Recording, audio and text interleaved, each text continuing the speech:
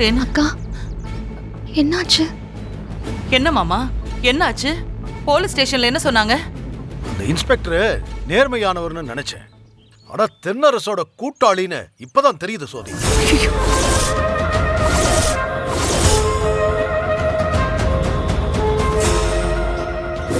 Sir, நாங்க புடிச்சு கொடுத்த அந்த 2 அக்யூஸ்ட் எங்க சார்? நீங்க யார சொல்றீங்க?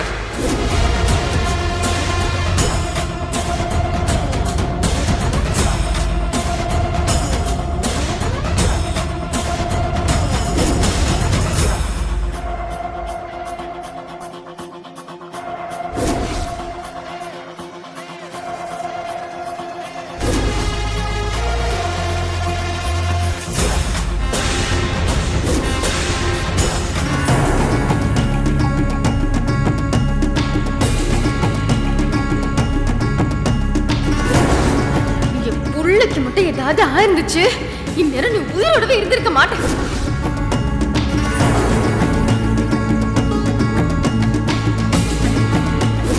அடுத்த வாரம் எனக்கும் வைஷுக்கும் கல்யாணம். நீ சாகிறதா இருந்தா என் கல்யாணத்துக்கு முன்னாடியே செத்து போயிரு. அப்பதான் நான் சந்தோஷமா வைஷு கழுத்துல தாலி கட்ட முடியும்.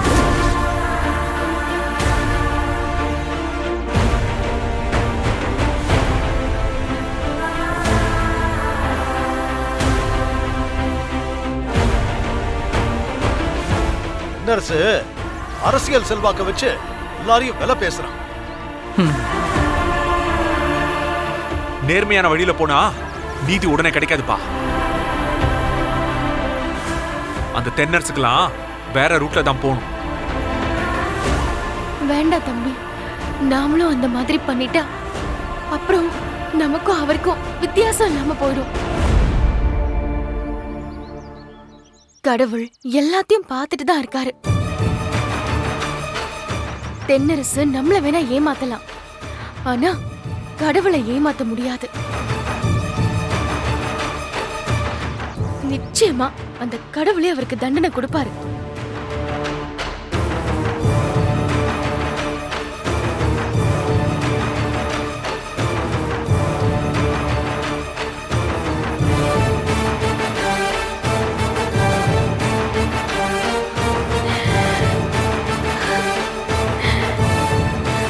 அக்கா, இந்த விஷயத்தை நீங்க விட்டாலும் நான் விட மாட்டேன். நான் இந்த விஷயத்தை கமிஷனர் கிட்ட ஒரு கம்ப்ளைண்டா கொடுக்க போறேன். அந்த இன்ஸ்பெக்டருக்கும் தென்னரசுக்கும் தண்டனை வாங்கி கொடுக்காம நான் ஓய மாட்டேன்.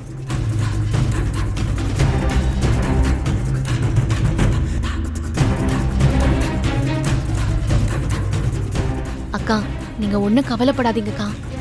தென்னரசு அந்த வைஷ்ணவிய கல்யாணம் பண்ணிக்க மாட்டாரு. நான் நடக்கவும் விட மாட்டேன்.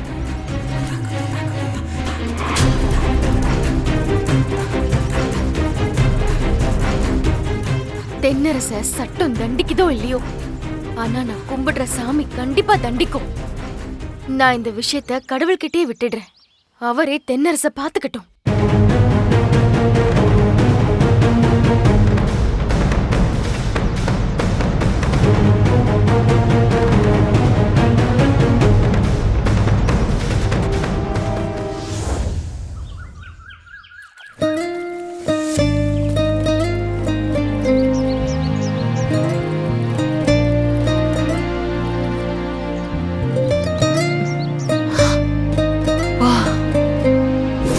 உடம்புக்கு முடியல மாமா, அதான் படுத்துட்டேன். ஓ, படுத்தா உடம்பு சரியா போயிடுமா?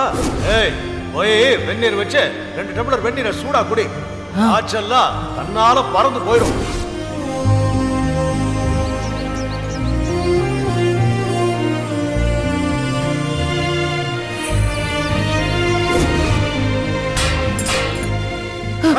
இறங்காதவன ஏண்டே, உன்னால ஒரு டீ கிளாஸ் கூட ஒழுங்கா எடுத்துட்டு போக முடியாதா?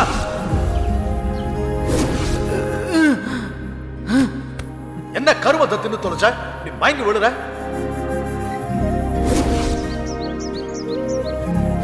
எங்கடி போய் ஊரை சுத்திட்டு வர? உடம்புக்கு ரொம்ப முடியல மாமா, ஆஸ்பத்திரிக்கு போயிட்டு வரேன். ஆஸ்பத்திரியா? ஆஸ்பத்திரிக்கு போயிட்டு வரியா? குத்துக்கலாட்டம் தானே இருக்க, அப்புறம் என்னடி? ஏய், இதையா சாக்கா வச்சு படுத்துக்காத. போய் ஆக வேண்டிய வேலையை பாருப்போ.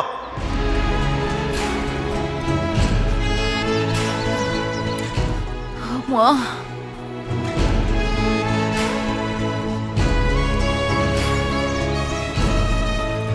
சோதிமா மாமா போய் உட்காரு, நான் அலசி புளிஞ்சு காய போடுறேன் போ.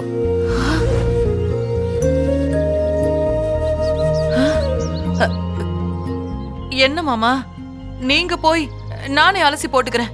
இல்ல சோதி, உனக்கு கொஞ்சம் முடியல, நீ கொஞ்ச நேரம் போய் ரெஸ்ட் எடு, நான் அலசி புளிஞ்சு போடுறேன். வேணாம் மாமா, உங்களுக்கு இதெல்லாம் பழக்கம் இல்ல, நானே பாத்துக்கிறேன், நீங்க போங்க. பௌத்துல இருந்து பிறக்கும் போது எதையும் பழகிக்கிட்டு பிறக்கல, கொஞ்சமா தானே எல்லாத்தையும் கத்துக்கிறோம். இப்ப நான் இதை கத்துக்கிறேன். நீ போய் உட்காரு போ. போமா. வேணாம் மாமா. சொல்றேன்ல சோதி, போமா போ, அதை வெஸ்ட் போ. சரி.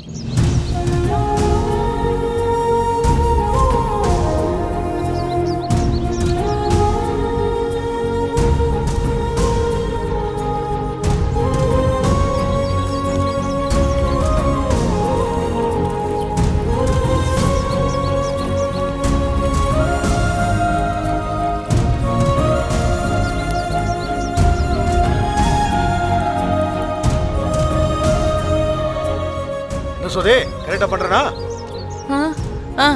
கரெக்டா தான் மாமா பண்றீங்க.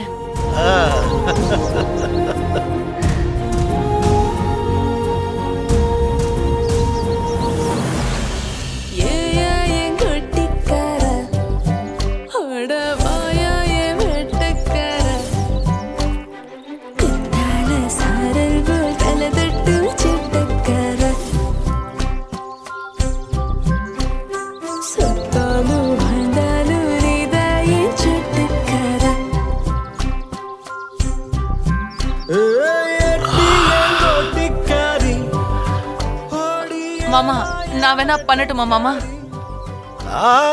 நான் செய்வேன். என்ன சோதி, இதெல்லாம் ஒரு கஷ்டமா என்ன?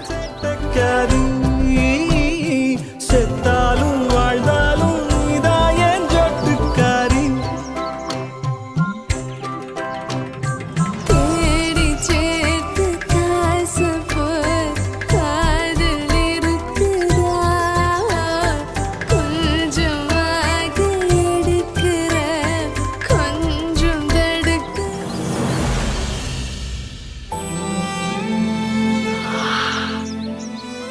சோதி, துணி துவைக்கிறது ஒன்றும் சாதாரண விஷயம் இல்ல போல.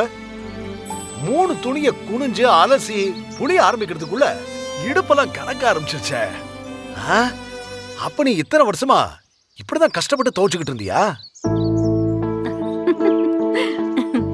டேய் சிவபதி, இப்பதான் உன் பொண்டாட்டி அருமை உனக்கு புரியுதா? உன் பொண்டாட்டி மட்டும் கிடையாது, ஊர்ல இருக்கிற எல்லா பொண்ணுங்களும் இப்படிதான் கஷ்டப்பட்டுட்டு இருக்காங்க.